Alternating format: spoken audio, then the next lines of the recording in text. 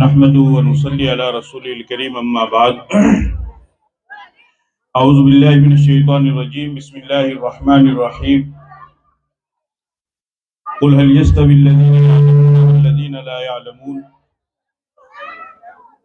وقال النبي صلى الله تعالى عليه وسلم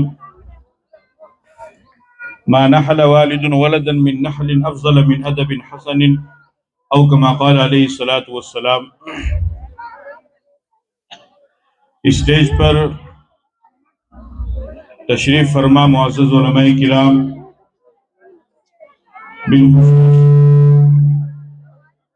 ہمارے آج کے اس عظیم الشان اجلاس عام اور پروگرام کے مہمان خصوصی شہر نولگڑھ کی عظیم بزرگ شخصیت جناب فضل کریم صاحب حفظہ اللہ، امیر تبلیغی جماعت نولگڑھ، وہ جاکھل کے غیور نوجوانوں، پردہ نشین ماں اور بہنوں، آپ سب حضرات کافی دیر سے بچوں کے پروگرام کو سماعت کر رہے تھے۔ بچوں نے ہم سب کے سامنے بہترین پروگرام پیش کیا، قرآنی آیات کی شکل میں، نعت کی شکل میں، تقریر کی شکل میں، مکالمے کی شکل میں۔ بچوں کے اور بچیوں کے پروگرام کو دیکھ کر اور سن کر کافی خوشی بھی ہوئی اور دل میں مسرت محسوس ہوئی کہ الحمدللہ آپ کی اس عظیم بستی جاکھل کے اندر بچوں کا اور بچیوں کا دین کی طرف رجحان کثرت کے ساتھ میں بڑھتا جا رہا ہے۔ مجھے چونکہ بہت مختصر وقت دیا گیا ہے تو میں اس مختصر وقت میں آپ حضرات کے سامنے چند باتیں عرض کروں گا۔ سامعین محترم، جس طریقے سے اولاد کے اوپر ماں باپ کے حق ہیں، اسی طریقے سے ماں باپ کے بھی اولاد کے اوپر حق ہے۔ جس طریقے سے اولاد کے اوپر ماں باپ کا حق یہ ہے کہ اولاد اپنے ماں باپ کی خدمت کرے، اپنے ماں باپ کا کہنا مانے، ان کی فرما برداری کرے، ان کے حکم کی تعمیل کرے، ان کی رضامندی کو حاصل کرے، ان کی ناراضگی سے بچے، اور اگر ماں باپ دنیا سے چلے جائیں تو پھر ان کے لیے مغفرت کی دعا کرے۔ یہ اولاد کا حق ہے ماں باپ کے اوپر۔ اسی طریقے سے ماں باپ کے اوپر بھی اولاد کے کچھ حق ہے۔ وہ حق کیا ہے؟ ایک واقعے سے اس کو سمجھیے۔ امیر المومنین خلیفۃ المسلمین حضرت عمر فاروق رضی اللہ تعالی عنہ کے دربار میں ایک شخص آیا اور اس نے آ کر کے اپنے بیٹے کی شکایت کی اور کہا کہ امیر المومنین، میرا بیٹا میری نافرمانی کرتا ہے، میری بات نہیں مانتا ہے۔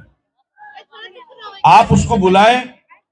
آپ بلا کر کے اس کو سمجھائیں، ماں باپ کے حقوق بتلائیں تاکہ وہ میری فرما برداری کرنے لگ جائے۔ حضرت عمر فاروق رضی اللہ تعالی عنہ نے اس کے بیٹے کو بلایا اور بلا کر کے انہوں نے فرمایا کہ تمہارا ابا تمہاری شکایت لے کر کے آیا ہے میرے پاس میں، تم اپنے باپ کے حق کو ادا کیوں نہیں کرتے ہو؟ تو وہ شخص کہنے لگا کہ یا امیر المومنین، الیس للولد حقوق علی ابیہ، کہ صرف اولاد کے اوپر ہی ماں باپ کے حق ہے یا ماں باپ کے اوپر بھی کچھ حق بنتا ہے اولاد کا؟ حضرت عمر فاروق رضی اللہ تعالی عنہ نے فرمایا بلا، کیوں نہیں؟ جس طریقے سے اولاد کے اوپر حق ہے اس طریقے سے ماں باپ کے اوپر بھی حق ہے، اور ماں باپ کی ذمہ داری ہے کہ وہ اپنے اولاد کے ان حقوق کو ادا کرے۔ وہ کہنے لگا فما ہی یا امیر المومنین، کہ امیر المومنین وہ حق کیا ہے؟ آپ حضرت عمر فاروق رضی اللہ تعالی عنہ نے ارشاد فرمایا ان ینتقی امہ ویحسن اسمہ ویعلمہ الکتاب، فرمایا کہ پہلا حق باپ کے اوپر اپنی اولاد کا یہ ہے کہ وہ اپنی آنے والی نسل کے لیے اور اپنی پیدا ہونے والی اولاد کے لیے نیک دیندار خاتون کا انتخاب کرے، یعنی نیک دیندار لڑکی سے شادی کرے تاکہ اس کی نسل سے، اس کے بطن سے، اس کے پیٹ سے جو بچہ پیدا ہو تو ماں کی صحبت کی وجہ سے اور ماں کے نیک ہونے کی وجہ سے وہ بچہ بھی نیک اور دیندار بنے۔ اور دوسرا آپ نے فرمایا کہ دوسرا حق باپ کا اولاد کے اوپر یہ ہے کہ وہ اس کا اچھا نام رکھے،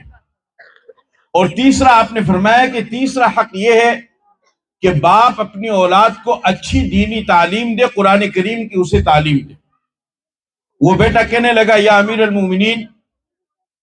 میرے اس باپ نے انہو لم یفعل شیئا من ذالک، میرے اس باپ نے ان 3 حقوق میں سے کسی ایک حق کو بھی ادا نہیں کیا، نہ تو اس نے میرے پہلے حق کو ادا کیا ہے، نہ دوسرے کو ادا کیا ہے، نہ تیسرے کو ادا کیا ہے۔ کہنے لگا اما امی فإنہا مجوسیہ، کہ میری جو ماں ہے وہ آتش پرست ہے، ایمان والی نہیں ہے۔ اور دوسرا کہنے لگا کہ اس نے میرا نام رکھا ہے جعل، جعل کہتے ہیں کیڑے کو۔ اب جب باپ اپنی اولاد کا ایسا نام رکھے گا تو اس کے اوپر کیا گزرے گا۔ اور تیسرا اس نے کہا وَلَمْ يُعَلِّمْنَا الْكِتَابَ حَرْفًا وَاحِدًا، کہ امیر المومنین میرے اس باپ نے مجھے کتاب کا، قرآن کا ایک حرف بھی نہیں سکھایا۔ حضرت عمر فاروق رضی اللہ تعالیٰ عنہ سخت غصہ ہوئے اور اس باپ کی طرف مخاطب ہوئے اور مخاطب ہو کر کے فرمایا کہ تو نے جب پہلے اپنے اس بیٹے کے حق کو ضائع کر دیا ہے تو آج تو کس بنیاد پر اپنے بیٹے کی شکایت کر کے آ رہا ہے کہ وہ تیری نافرمانی کر رہا ہے؟ جب تو نے اس کے حق کو ضائع کر دیا ہے تو یہ تو یقینی طور پر تیرے حق کو ضائع کرے گا۔ تو ہر ماں باپ کی یہ ذمہ داری ہے کہ اپنی اولاد کو دینی تعلیم دلائے، ہر تعلیم اپنی اولاد کو دلاؤ، دنیاوی تعلیم بھی انہیں دلاؤ، دینی تعلیم بھی انہیں دلاؤ۔ تعلیم سے کسی بھی صورت میں، کسی بھی حال میں اپنی اولاد کو محروم نہ رکھو، کسی بھی صورت میں۔ کسی بھی گھر کے اندر کوئی بھی بچہ یا بچی بغیر قرآن کریم کی تعلیم کے نہیں ہونا چاہیے۔ الحمدللہ اللہ تعالیٰ نے آپ حضرات کے اوپر کرم کیا ہے کہ اتنی بڑی مسجد آپ حضرات کو اللہ نے دی، اور ساتھ میں یہ مکتب دیا ہے، مدرسے کا نظام دیا ہے، اور ایک بہترین عالم اللہ نے آپ کو دیا ہے۔ تو آپ اس پر اللہ کا شکر بھی ادا کریں اور اس موقع کا فائدہ اٹھائیں، اور جس طریقے سے ان بچوں نے پروگرام پیش کیا اس طریقے سے آپ بھی